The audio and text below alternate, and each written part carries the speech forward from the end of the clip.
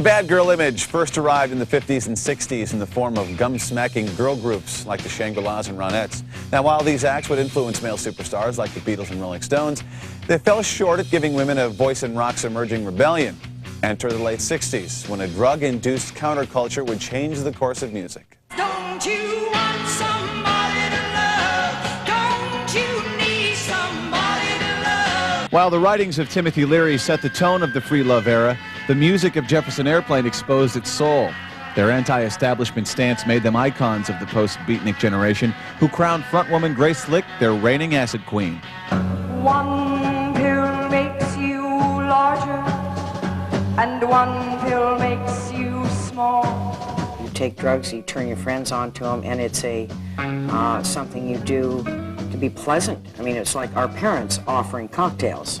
Grace Slick could be outrageous, but was better known for her commanding voice and icy persona. Enter Janis Joplin, whose electrically charged outing at 1967's Monterey Pop Festival heralded the arrival of rock's quintessential bad girl. I want to love you, it's all I could do. That's a chick that has bigger balls than all the dudes I know. Oh, she did. I mean, you can't argue with that voice. She sang like no white woman had really sung before. Just by standing there on stage and singing those songs and getting sweaty and dirty and ugly and putting it all out front, she was making a political statement.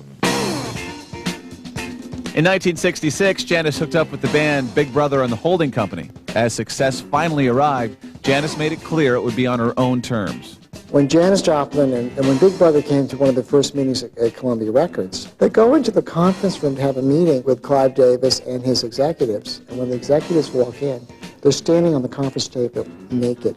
And they just did it to be shocking. They also did it to say, we are not going to play the game the way the rules are written.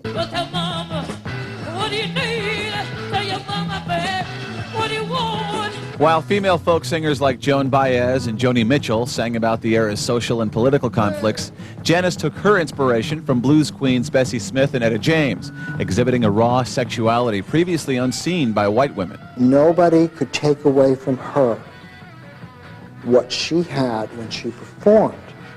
You know, no matter what they said about her off stage, when she was on stage, she could f*** anybody.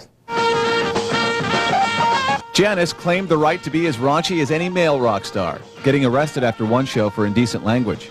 From her tryst with bad boy Jim Morrison to her rumored bisexuality, Janis broke society's rules by owning her sexuality and flaunting it. Even at the end of the 60s, even in rock and roll, you had the historical, cultural double standard. Men could do this and women were supposed to do that.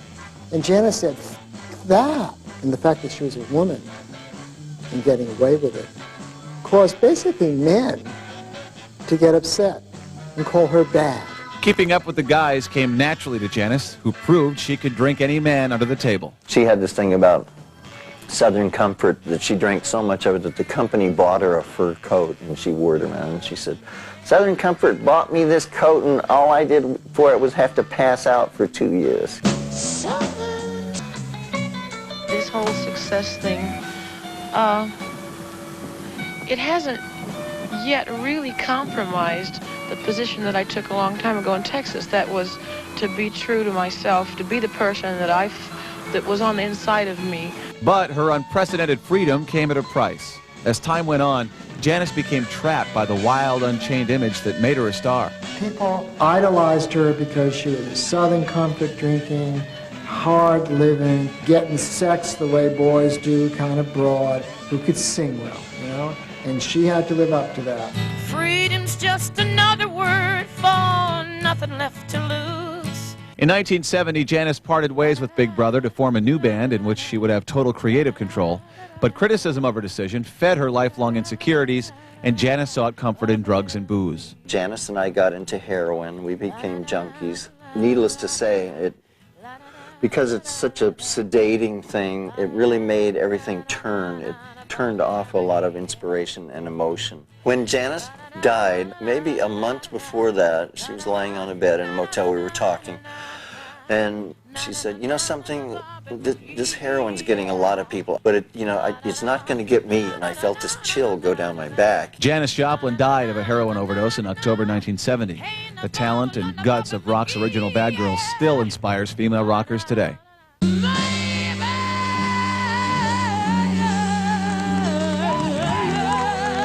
It's very inspiring to see someone who's, pouring that kind of emotion and that kind of passion into music.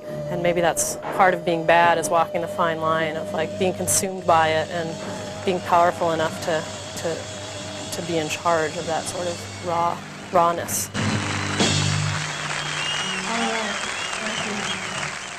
Janis Joplin lived too hard, died too young, and altered the gender boundaries of rock forever.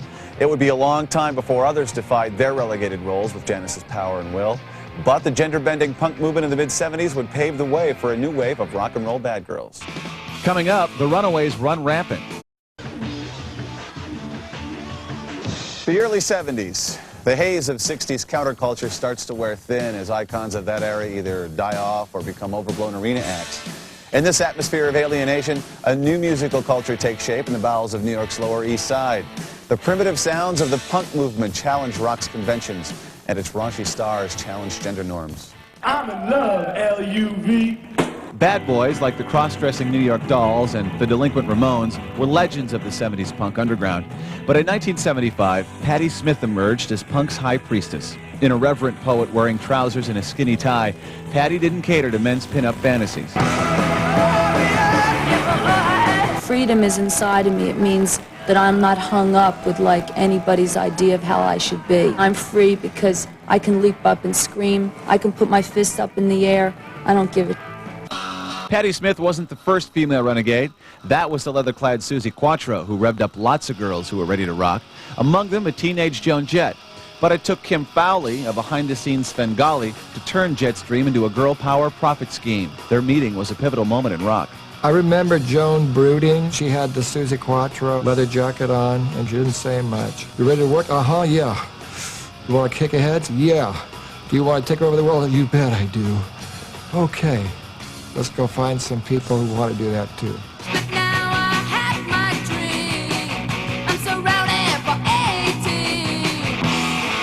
No one bit when Fowley placed an ad in Bomp magazine looking for tough teen rockers. But by late 75, Joan Jett, Sandy West, Lita Ford, Cherie Currie, and Jackie Fox, later replaced by Vicki Blue, had fallen under Fowley's sway and the Runaways were born. They were trashy, they were prefab, but by sheer force of will, they really rocked.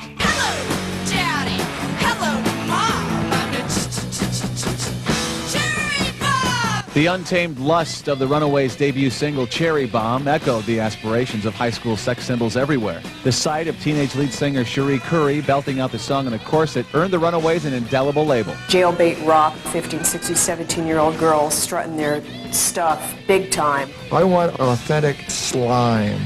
I want the golden garbage. I want to turn things around and upset people and be provocative and exploitive, and I succeeded. The initial audience for the Runaway were horny males who were ugly, stupid, and couldn't hold their liquor, and a lot of riffraff and a lot of slime balls. We found ourselves in the midst of this jungle of hell, and we just basically tried to survive. It was really awful to be up there and seeing those guys. Yeah, you got more of that being beautiful and up there and sexy and stuff. Cherie wonders why it happened while she's wearing a corset on stage. Overseas, the Runaways drew throngs of teenagers ready to see them kick ass. Even out of Kim Fowley's eye, the girls took on the trashy traits he had drawn out of them, especially when bonding with male fans. We get them drunk so they pass out, and then we draw all over their bodies with lipstick. Nothing sexual. We just get them unconscious and then do weird things. We handcuffed the one guy to a flag post outside the restaurant. And that was in Sweden, left him there. He was the president of our fan club. The guys are sitting there going, wait a minute, and off we drive. While demure 70s songbirds like Linda Ronstadt were ruling the rock charts, the Runaways stayed in music's back alleys breaking the rules. But behind the rough, sex-crazed image, the still wide-eyed girls were unprepared for rock stardom. Once we got into this band, it was just all over. I mean, it was sex, drugs, and rock and roll. Born to be bad. The Runaways had trouble and a big neon sign wherever they stood. And of course, I capitalized on that because that was truly teen authentic reality. Kim basically wanted to pimp off Cherie and exploit her as much as humanly possible. I was going to talk about how he pimped me off to Rick Springfield, but I decided Don't go there. they'll have to buy the book.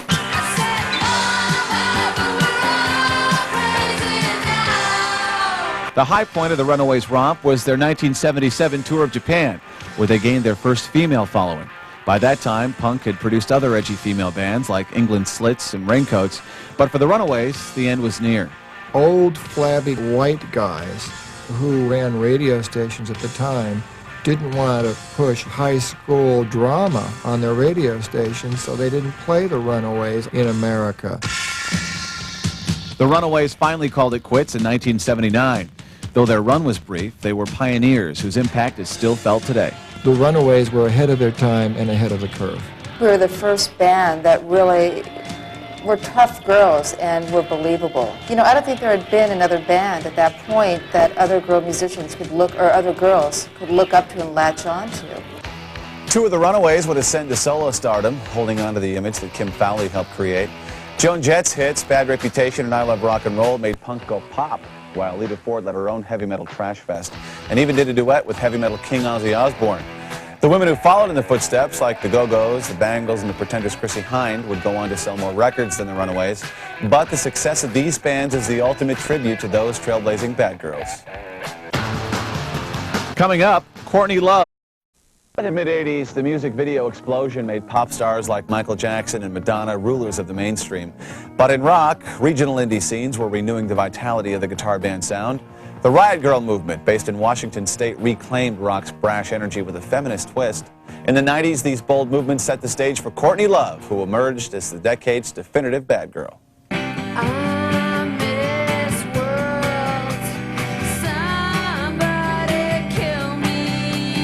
I have a deathly fear of mediocrity, and that nips at my heels, and it gets me in a lot of trouble. Bold, belligerent, but never mediocre, Courtney Love brought the image of rock's bad girls full circle. Blending Janis Joplin's raw emotion, Patti Smith's sexual defiance, and the Runaways' hard rock hijinks, Courtney became the 90s rock goddess. Through, obviously, her own personal drama, Courtney Love has come to define our version of the rock and roll bad girl. I had all these nasty habits I had to deal with, and all these people that left the planet and went to other places, and all this stuff, so it was a big journey. In the 80s, Courtney always seemed to be where punk was happening, following Echo and the Bunnymen in England, appearing in the film Sid and Nancy, singing with Faith No More in San Francisco, and hooking up with the band Babes in Toyland in Minneapolis. After earning some extra cash stripping in Alaska, Courtney was back in LA by 1989, hooking up with guitarist Eric Erlandson to form the group Hole.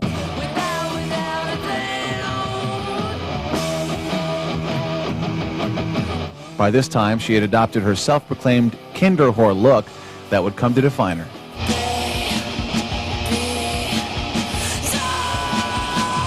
I always knew I was in a costume drama, because I always was. I think those inversions of standards, taking innocent ideas like dolls, baby doll dresses, beauty queens, and then showing an underside, that's something that Courtney has spent a long time working with. Courtney's fame skyrocketed with her 1992 marriage to Nirvana's Kurt Cobain. When the group's Nevermind grabbed Billboard's top spot, Nirvana became the symbols of the grunge revolution.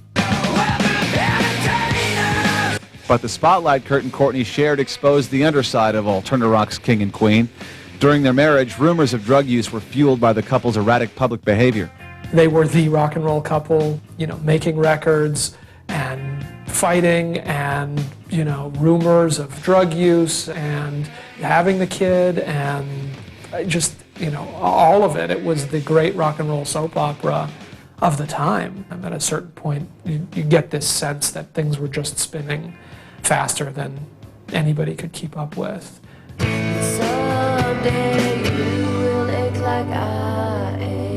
By April of '94, heroin use, depression, and a fascination with guns all led to Kurt Cobain shooting himself in the couple's Seattle home.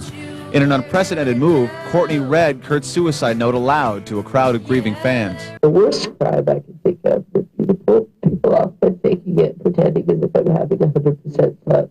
So, Kurt, the worst crime I can think of is for you to just continue being a rock star when you hate it. Just stop. I love him so much, it just turns to hate. She was not going to grieve behind closed doors and then come out, you know, stately and accept the world's sympathy. It was, you know, Courtney was not going to live like that. I think that it's expected that I should go close the drapes and you know, shoot drugs or something for, you know, 5 years. But I don't want to do that. Courtney once again defied expectations by unleashing a concert tour in support of the album Live Through This, only months after her husband's suicide. I'm out of it. I'm a walking zombie. In performances that were part stage show, part circus, Courtney's fans were forced to live through her verbal abuse. Oh man, you're just do it again. Louder! Louder! Off-key vocals, and the sight of their unbalanced idol diving headfirst into a frenzied crowd. Those first Hole shows after Kurt's suicide became sort of legendary. You know, everybody was sort of just hanging on one show to the next. What's it going to be? What happens now? Shut up! Courtney watching became a media obsession in '95 as the raucous widow careened between well-publicized disasters.